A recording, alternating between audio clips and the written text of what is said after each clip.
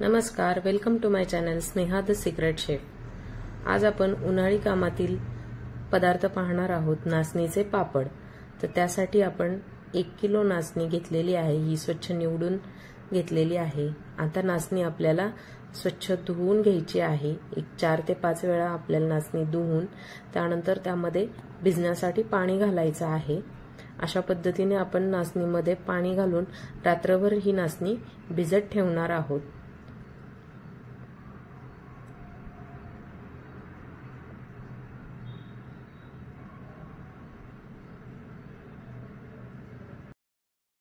पाण्यातून काढून घेऊन चाळणीवर आपल्याला निथळत ठेवायचे आहे। त्यानंतर एक कापड किंवा ओढणी घेऊन त्यावर आपल्याला निथळलेली नाचणी घालून ती आपल्याला व्यवस्थित बांधून घ्यायची आहे, जेणेकरून त्याला मोड येतील।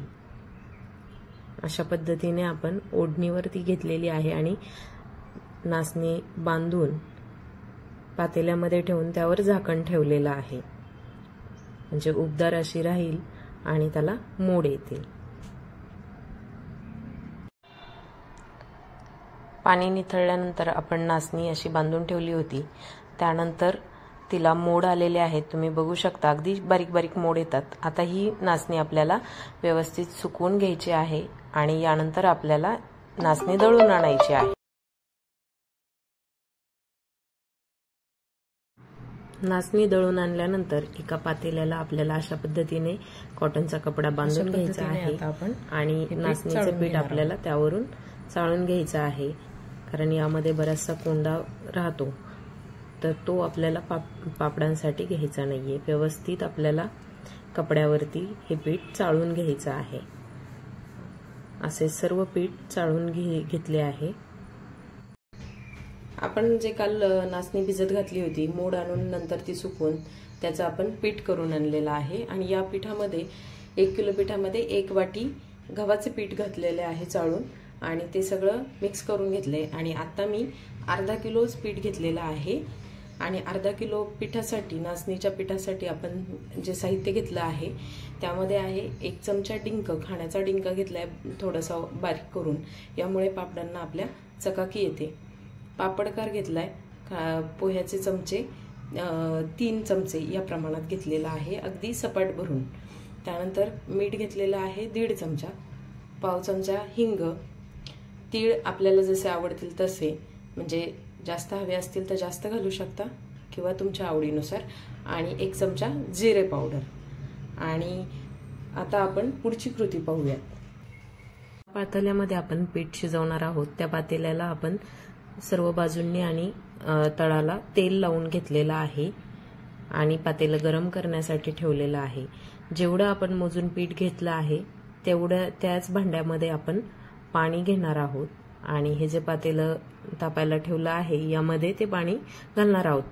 ते भांडं भरून पाणी आणि प्लस अजून त्यामध्ये अर्ध भांडं, म्हणजे 1.5 पट आपल्याला पाणी घालायचं आहे आणि ह्या पाण्याला आपल्याला उकळी काढून घ्यायची आहे। अशा पद्धतीने आपण यामध्ये 1.5 पट पाणी घातलेलं आहे आणि पाण्याला उकळी येऊन देणार आहोत।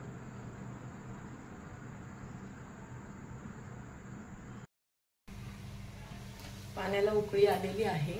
आता यातून आपण जे एक्स्ट्राचं पाणी घातलेलं आहे तर ते आपण काढून घेणार आहोत। एवढं असं आपण पाणी काढून घेतलेलं आहे। आता यामध्ये आपण मीठ, हिंग, डिंक आणि पापडखार आणि जिरे पावडर हे सर्व घालून घेतलेलं आहे आणि पुन्हा पाण्याला उकळी येऊ द्यायची आहे।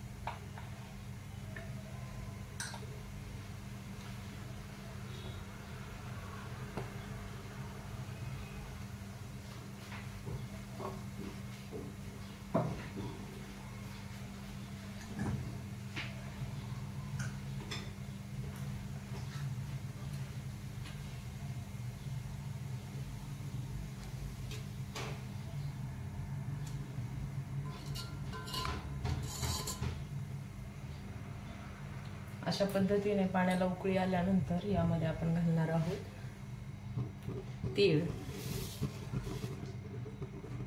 मी सर्व तीळ घातलेले नाहीयेत।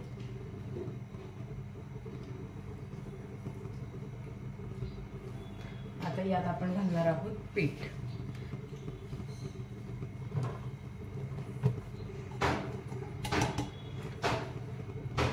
पीठ आपल्याला सगळीकडे असं कव्हर करून घ्यायचंय आणि झाकण ठेवून द्यायचं यावर।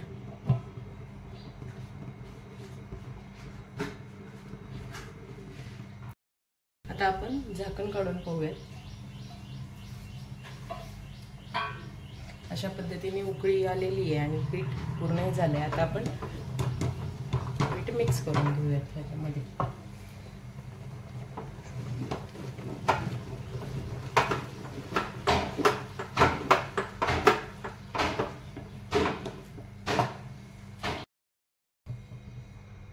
असं आपलं पीठ तयार झालेलं आहे। यामध्ये आपण जे एक्स्ट्रा पाणी काढलं होतं तेही घातलंय आणि आता एक कापड ओलं करून त्यावर ठेवणार आहे आणि एक साधारणपणे 10 ते 15 मिनिट आपण याला उकड काढून घेणार आहोत।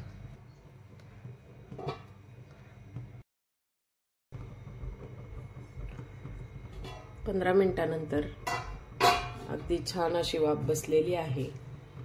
आता हे आपण कापड काढून घेऊया।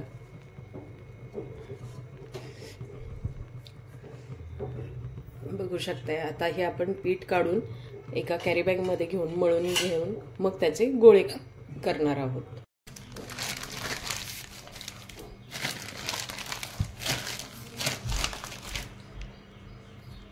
पीठ मळून घेतल्यानंतर गरम गरम पिठाचे असे गोळे करायचे आहेत। आपल्याला मोठा पापड हवाय त्या ह्याने आपण गोळे करून घेणार आहोत।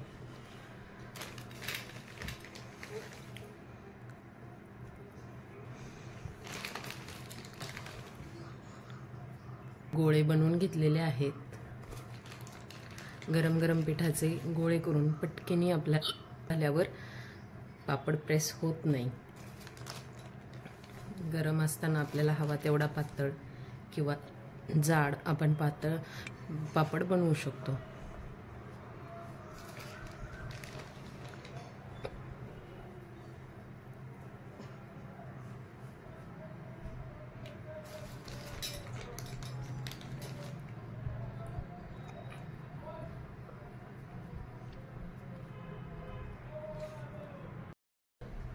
प्लास्टिक पेपरला तेल लावून घेऊन यामध्ये आता आपण पापड तयार करून घेणार आहोत। अगदी छानपैकी पापड तयार झालेला आहे।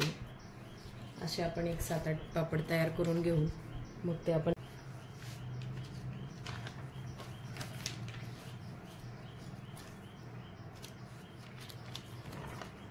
अशा पद्धतीने आपले नाचणीचे पापड तयार आहेत।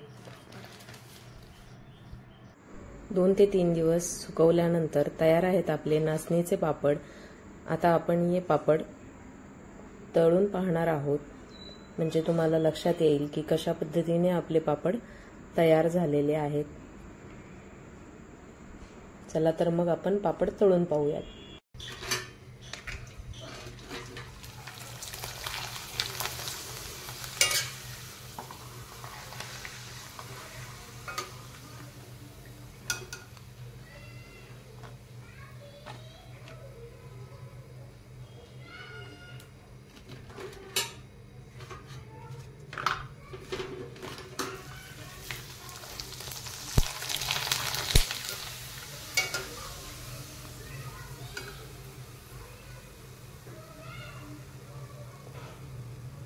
आणि कलरही याचा खूपच छान आलेला आहे।